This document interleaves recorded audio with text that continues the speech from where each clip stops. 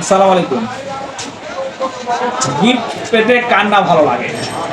আমি যেহেতু একজন গ্রাম্য চিকিৎসক বা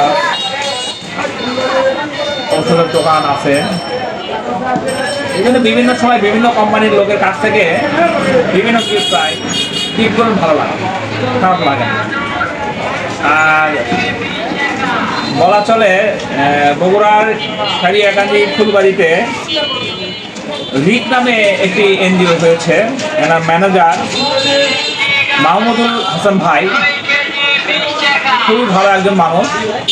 উনি আসার পর থেকে আজ 3 বছর হলে আমাকে প্রতি বছরই একটা করে ডায়েরি দেয়। ডায়েরিটা মোটামুটি সুন্দর, এই যে আপনি দেখতে পাচ্ছেন, খারাপ না।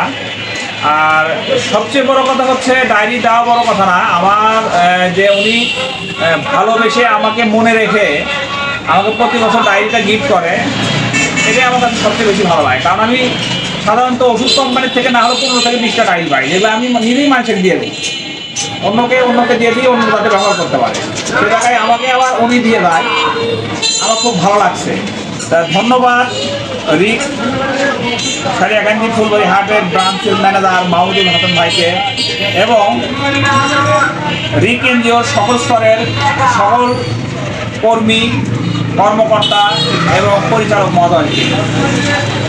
রিক আসলে কি রিসোর্স ইন্টেলিজেন্স সেন্টার, মানে পুরা মিনস এরা শুধু ঋণ দিয়ে থাকে, আরও বিভিন্ন সমাজসেবামূলক কাজ করে থাকে। ওদের উত্তরোত্তর সাফল্য কামনা করে আমি আমার বক্তব্য বা কথা বলা এখানে শেষ করছি। ধন্যবাদ।